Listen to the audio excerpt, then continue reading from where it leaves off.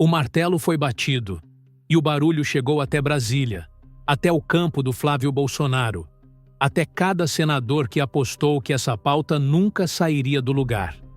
Lula confirmou, Alcolumbre cedeu, e o fim da escala 6x1 acaba de ganhar o caminho mais concreto que já teve desde que começou a tramitar no Congresso Nacional.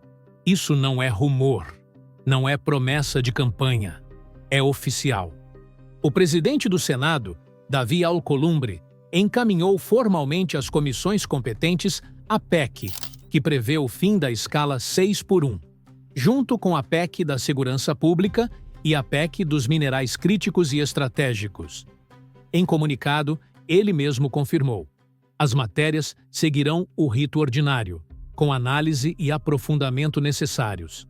Mas aqui tem um detalhe que muda tudo. Essa decisão não aconteceu no vácuo. Ela aconteceu depois de uma reunião direta entre Lula e Alcolumbre. O presidente da República foi pessoalmente colocar o peso do seu governo nessa conversa. E o recado foi claro. O governo quer que as pautas prioritárias tramitem, sem enrolação, sem empurrar para depois das eleições.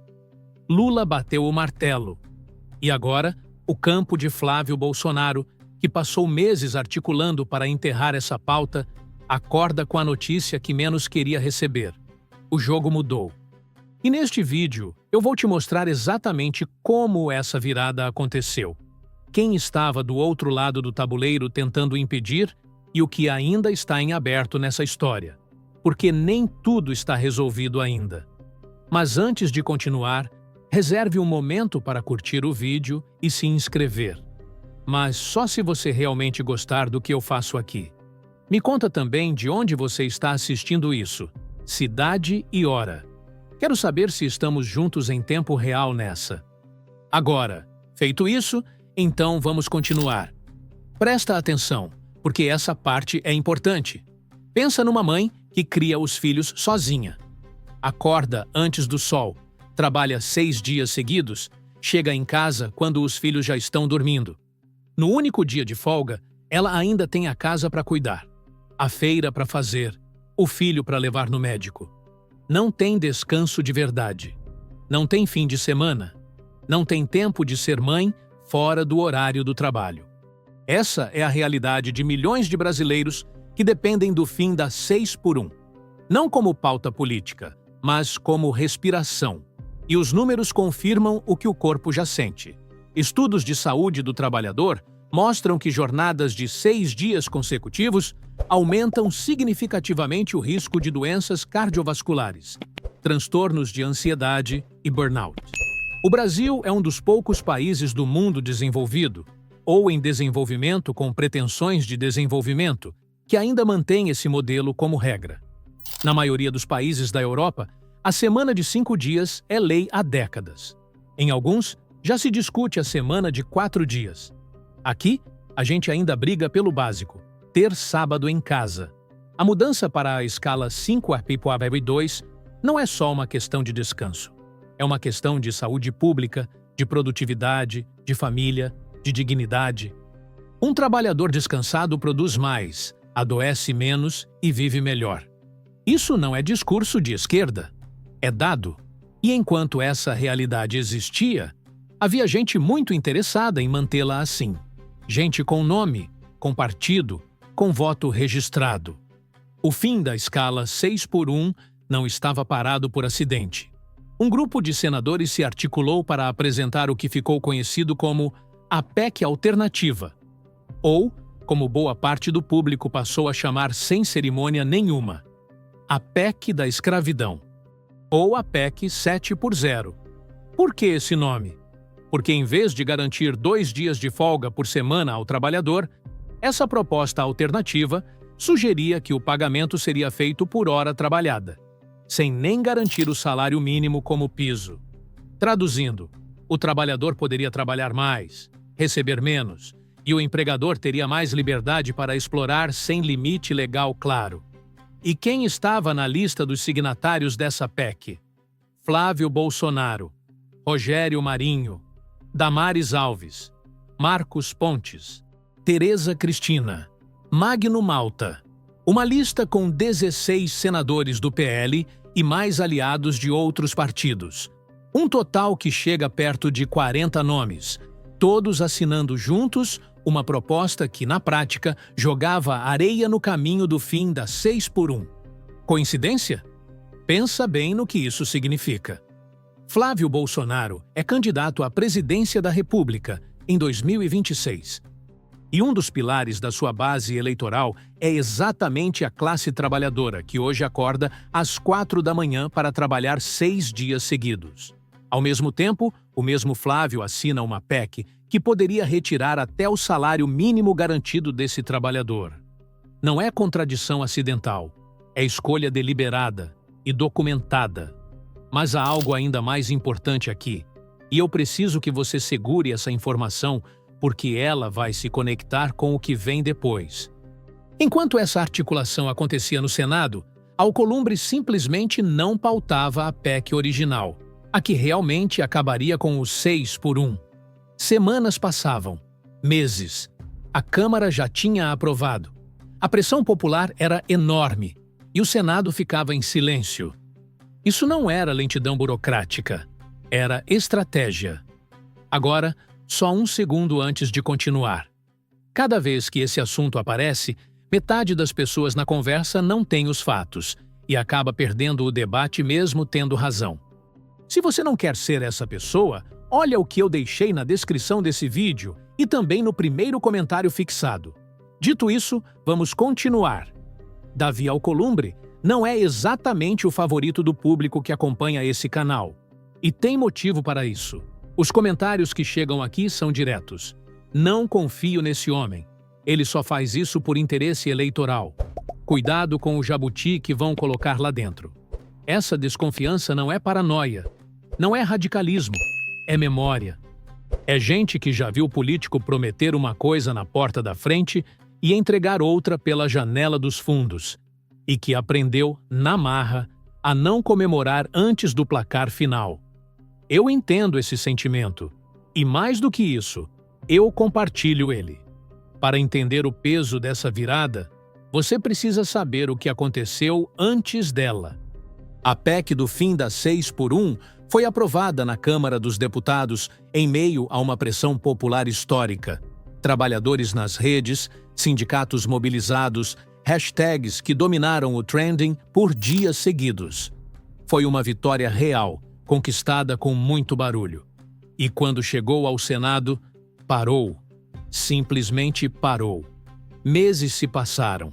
Alcolumbre não pautava, não dava prazo, não sinalizava nada. O argumento público era de que a matéria precisava de mais análise, mais tempo, mais amadurecimento. Mas o que estava acontecendo nos bastidores era outra coisa. A pressão do campo contrário para adiar, esvaziar e, se possível, enterrar a pauta antes das eleições de 2026. Nesse intervalo, o campo bolsonarista no Senado se movimentou. Apresentou a PEC alternativa, articulou assinaturas, tentou criar uma narrativa de que havia outra proposta em discussão. Uma proposta que, como já vimos, retirava garantias em vez de ampliá-las. Mas aqui está o ponto central que você precisa entender. A questão não é se Alcolumbre agiu por bondade ou por cálculo eleitoral. A questão é o que esse movimento revela sobre a correlação de forças neste momento. Quando um político que estava segurando uma pauta popular decide liberar essa pauta depois de uma reunião direta com o presidente, o que aconteceu ali não foi um ato de bondade, foi um cálculo. E o cálculo disse o seguinte: o custo político de continuar bloqueando o fim da 6x1 ficou maior do que o custo de deixar a pauta tramitar. Em linguagem simples, a pressão funcionou. Lula foi pessoalmente até Alcolumbre, colocou o prestígio do governo em cima da mesa. E Alcolumbre, que precisa de apoio político para 2026, que sabe que o eleitor trabalhador está de olho, que entende que segurar essa pauta depois da Câmara aprovar seria suicídio eleitoral, cedeu. Isso é como o jogo político funciona de verdade, fora das lives e dos discursos bonitos. Mas aqui está o que ainda preocupa, e você precisa saber. A PEC foi encaminhada para as comissões. Isso é o início do rito, não o fim. Ainda tem votação em comissão. Ainda tem plenário do Senado. Ainda tem a possibilidade de emendas, de jabutis embutidos, de votações que se arrastam. O objetivo declarado de parte do campo contrário é exatamente esse: empurrar para depois das eleições de 2026, esvaziar a pressão e então enterrar. E sabe o que é mais curioso? Os mesmos senadores que assinaram a PEC alternativa, a PEC 7x0, já estão começando a mudar o discurso publicamente. Algumas retiradas de assinatura já foram registradas. O sinal está claro. Quando a maré vira, eles tentam surfar na onda que antes tentavam destruir. Agora é aqui que a história muda de nível. Porque até agora estávamos falando de uma disputa política sobre escala de trabalho. Importante? Sim. Histórica? Sem dúvida. Mas tem uma camada embaixo dessa história que conecta tudo de uma forma que vai fazer o seu sangue ferver.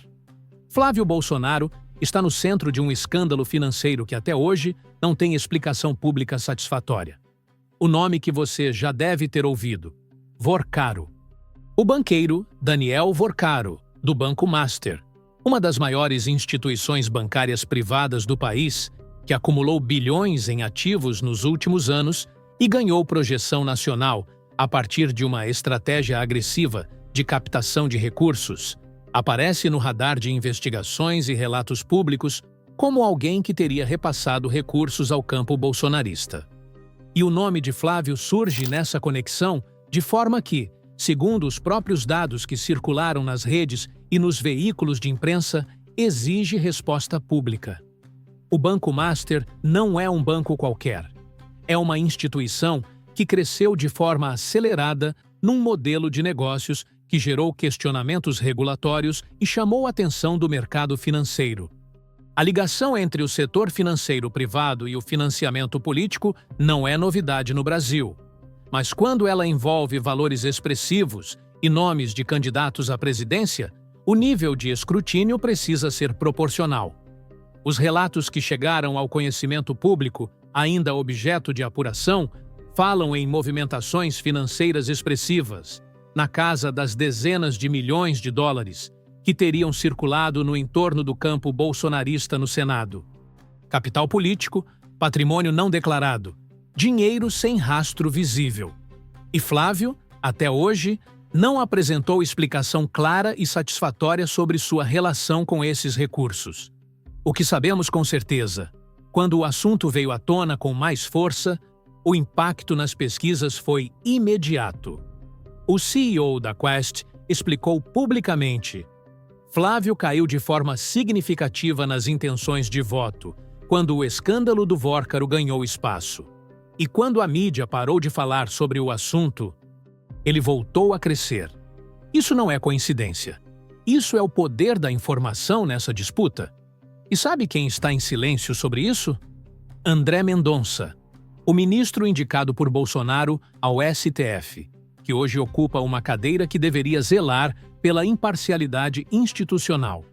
O mesmo André Mendonça que poderia, a partir da sua posição, exigir transparência pública sobre o caso. Mas optou pelo silêncio. Um silêncio que, para muita gente que acompanha esse processo de perto, já diz mais do que qualquer declaração pública poderia dizer. Agora conecta os pontos comigo.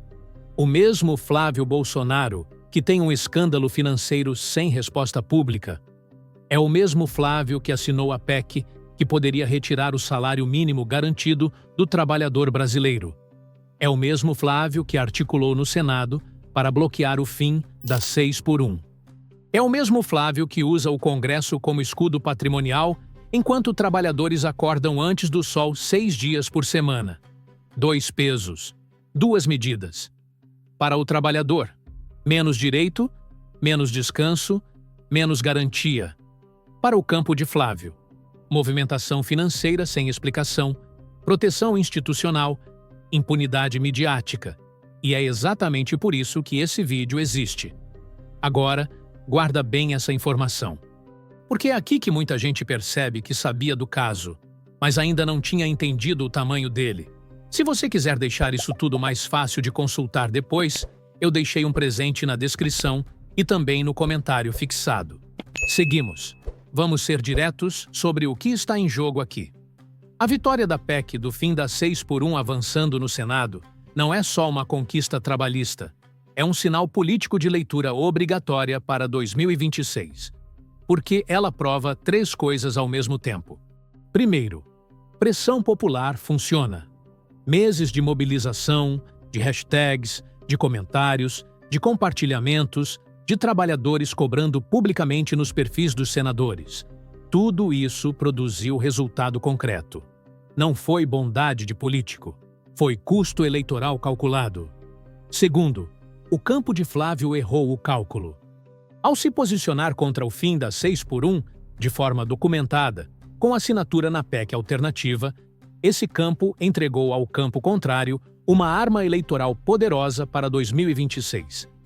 Cada trabalhador que hoje descansa no domingo vai lembrar quem votou contra esse descanso.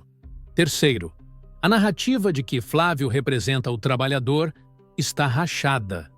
É difícil sustentar essa imagem quando o seu nome está numa lista de senadores que assinaram a PEC 7x0 e quando há um escândalo financeiro sem resposta pública circulando no seu entorno, ainda objeto de apuração, mas sem nenhuma explicação satisfatória até hoje. E tem um quarto sinal que não pode passar batido. O movimento de reposicionamento já começou. Senadores que assinaram a PEC alternativa estão retirando suas assinaturas. Outros que ficaram em silêncio agora aparecem declarando apoio ao fim da 6x1. Isso não é conversão sincera. É leitura de pesquisa. É senador olhando para o próprio mandato e fazendo conta. E essa conta diz o seguinte: votar contra o trabalhador em 2026 tem um preço que nenhuma emenda parlamentar vai cobrir. Esse reposicionamento em massa é, por si só, uma vitória, porque revela que o campo que tentou enterrar a pauta sabe que perdeu a narrativa. Sabe que o trabalhador está prestando atenção e sabe que as eleições estão chegando. Mas, e esse mas é fundamental, a história não acabou. A PEC ainda precisa passar pela comissão. Ainda precisa ir ao plenário. Ainda precisa de votos. E os senadores que estão tentando se reposicionar agora, fingindo que sempre foram favoráveis ao trabalhador, precisam ser cobrados com nome e sobrenome quando chegar a hora de apertar o botão. O risco de empurrar para depois de 2026 existe, e é real. O risco de um jabuti, uma emenda que desvirtue a proposta original, também existe. Todo cuidado é pouco, como muita gente daqui já sinalizou nos comentários com uma perspicácia que eu preciso reconhecer. Então, qual é a leitura certa para esse momento? Celebrar a vitória parcial, reconhecer o avanço e não largar a pressão nem por um segundo. Essa vitória não caiu do céu. Ela foi construída por milhões de pessoas que não deixaram o tema morrer, que continuaram compartilhando, cobrando, comentando, pressionando, mesmo quando a mídia tradicional já tinha virado a página. O algoritmo favorece quem grita mais alto, e o trabalhador brasileiro desta vez gritou mais alto. Mas aqui está a verdade que ninguém vai te dizer com clareza: o trabalho não terminou. O fim da 6x1 aprovado no Senado só se torna realidade com pressão contínua sobre cada senador que ainda pode votar contra, com atenção para cada emenda estranha que tentar entrar pela janela, com cobrança pública, com nome e número de telefone do gabinete, sobre cada político que prometeu apoiar e desapareceu na hora decisiva. E tem algo que vai além da 6x1. Em 2026, cada brasileiro que vai trabalhar 6 dias por semana vai ter na mão uma informação poderosa: a lista de quem votou a favor e a lista de quem votou contra. Essa lista existe, ela é pública e ela vai ser lembrada na urna. Flávio Bolsonaro entrou nessa disputa eleitoral carregando 3 pesos: o sobrenome do pai preso, o escândalo do Vorcaro sem resposta e agora a marca de ter assinado a PEC que poderia ter enterrado o descanso do trabalhador. 3 pesos. Um candidato. E uma eleição chegando. O jogo mudou, mas o jogo ainda está acontecendo. Se essa análise fez sentido para você, ajuda ela a chegar em mais gente.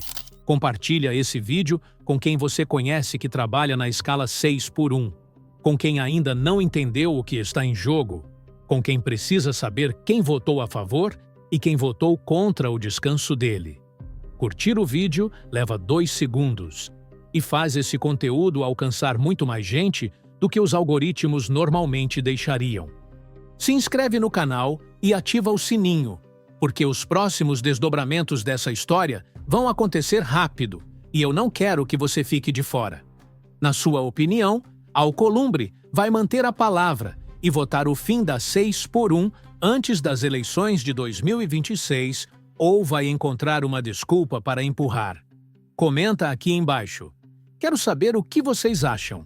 E manda essa pergunta para aquele amigo que sempre diz que política não muda nada. Valeu pro pessoal de Minas que encheu os comentários do último vídeo. Vocês são demais. E olha, essa vitória sobre o 6x1 levanta uma nova pergunta que eu ainda não respondi. O que acontece com Flávio Bolsonaro quando o escândalo do Vorcaro voltar com força total para a mídia? Porque ele vai voltar. Não deixa passar. Para fechar, entender é importante. Mas conseguir revisitar tudo depois, com calma, é o que realmente coloca a pessoa um passo à frente. Eu deixei um presente na descrição e também no comentário fixado desse vídeo justamente para isso. Compartilha esse vídeo com quem precisa ver isso e nos vemos no próximo.